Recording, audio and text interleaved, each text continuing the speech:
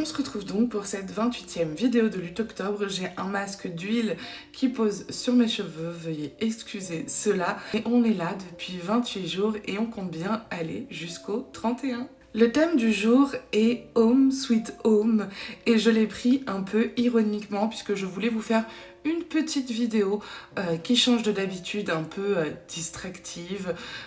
Peut-être que c'est pas le terme que tout le monde choisirait pour ce genre de vidéo. Une vidéo un peu dans la thématique qui approche d'Halloween, paranormal, etc. sur différentes maisons hantées en France. Je ne voulais pas prendre les lieux hantés les plus célèbres, les plus connus comme le château de Fourgeret, dans lequel j'aimerais vraiment un jour aller passer un week-end, quitte à le vlogger et le mettre sur YouTube. Je trouverais ça incroyable et j'adorerais faire ça. Alors on manifeste pour l'année prochaine peut-être. Et donc au contraire, je voulais vraiment prendre des exemples de maisons hantées, et en France c'est toujours mieux parce qu'on sait qu'il y en a plein aux États-Unis, mais il y en a très certainement plein aussi en France. J'en ai sélectionné trois qui revenaient quand même pas mal. Je sais de sources sûres et je sais que par expérience, elles ne sont clairement pas les seules et pas forcément les plus flippantes non plus. Celles dont on parle sont pas forcément les meilleurs cas. Mais c'est quand même des cas intéressants, je trouve, et ça nous permet de faire une vidéo un peu courte, un peu plus détente que d'habitude. N'hésitez pas à me dire si vous connaissez ces maisons-là, si vous habitez peut-être près de celles-ci, ou si vous connaissez d'autres cas de maisons assez réputées pour être hantées dans votre région. Avant de commencer, je tiens tout de même à préciser que je n'ai pas fait un travail de fifou. Je préfère être transparente là-dessus. Quand je travaille beaucoup, je vous le dis. Quand je travaille peu, je vous le dis aussi. C'est des informations qui sont disponibles pour tous sur internet, que vous retrouverez facilement sur internet. Je n'ai pas pris le temps, la peine d'aller les vérifier, d'aller les croiser, etc. Bien que durant mes recherches, j'ai tout de même vu des cas que très facilement on pouvait invalider. Donc j'ai quand même fait attention de prendre des cas les plus sûrs possibles, mais toujours est-il que je ne fais pas le travail de Occulture, une chaîne que j'adore, et on reste quand même sur des sources, voilà, qu'on trouve sur internet. On y croit, on n'y croit pas, mais c'est des cas, je trouve, assez intéressants à connaître. Ceci étant dit, on peut passer à la première maison.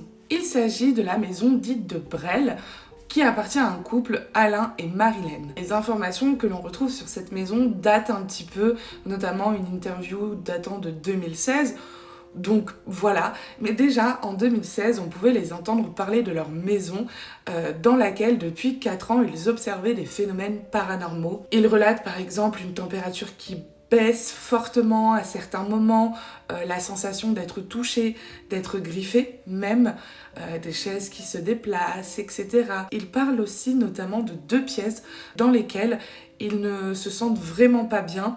Ils n'ont pas vraiment peur, ils sont pas mal à l'aise avec les présences chez eux. Ils apprécient presque ça, on a l'impression.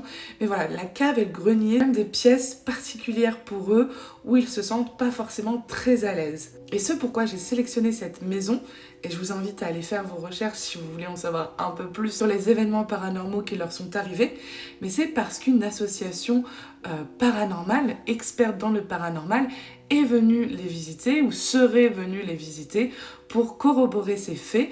Et effectivement, il y aurait des faits paranormaux avérés, entre guillemets, notamment la présence d'une petite fille d'environ 6 ans dans le grenier.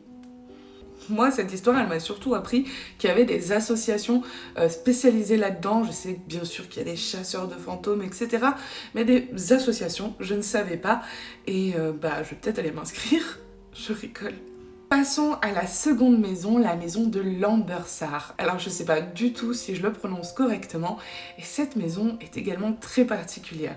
Déjà, j'adore son architecture, et puis elle a vraiment l'architecture typique de la maison hantée. Là pour le coup, on est sûr de correspondre aux stéréotypes. C'est une maison sur laquelle on lit beaucoup de choses qui auraient été abandonnées, et pourtant on y entend pas mal de choses. Le voisinage y entend beaucoup de choses, des hurlements de bébés, des coups, des bruits, plein de choses provenant de la maison, des volets qui s'ouvrent alors qui est censé avoir personne. Vous pourrez me dire ça peut être des squatteurs, sauf que lorsqu'elle a été habitée, les personnes y vivant ne sont jamais restées plus d'1 an. eux-mêmes constaté des événements paranormaux, des faits paranormaux, des assiettes qui volaient notamment. Et tous, voilà, partaient au bout d'un an pour différentes raisons, maladies, décès, accidents. Et le point culminant, la chute de notre histoire, c'est que notamment les anciens propriétaires, en tout cas des anciens propriétaires, auraient trouvé l'origine de tout cela, et ça viendrait de 2 squelettes qui auraient été trouvés dans un coffre-fort, retrouvés dans une cloison entre 2 pièces de la maison, dans une cloison intérieure. Et si cela est vrai, je trouve ça fou, et ça justifie effectivement les événements paranormaux qui s'y déroulent. Enfin, passons à la 3e maison qui est plutôt un appartement parisien. Et celui-là, franchement, il fait flipper carrément. C'est un appartement dit HLM qui depuis ne trouverait plus de vendeurs ou de locataires. Et pour cause, dans cet appartement du square de la Bruyère à Paris, une femme aurait tué son mari. En tout cas, des drames successifs sont arrivés et le premier, ça aurait été ce propriétaire qui aurait été découpé en morceaux, placé dans une malle, et cette malle aurait été retrouvée dans la gare de Lyon.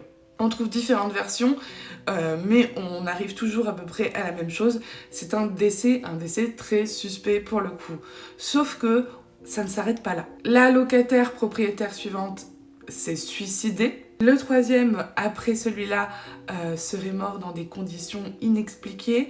On trouve aussi l'occurrence d'une personne qui voyait ses objets pourrir de façon inexpliquée, donc très certainement ses aliments pourrir à une vitesse anormale. Et enfin, la 4e personne, ce qui nous laisse vraiment sur une faim qui nous glace le sang et qui nous fait dresser les poils dans le dos, se serait jeté par la fenêtre en laissant un mot qui expliquerait que la chose l'avait poussé à se tuer, à mourir.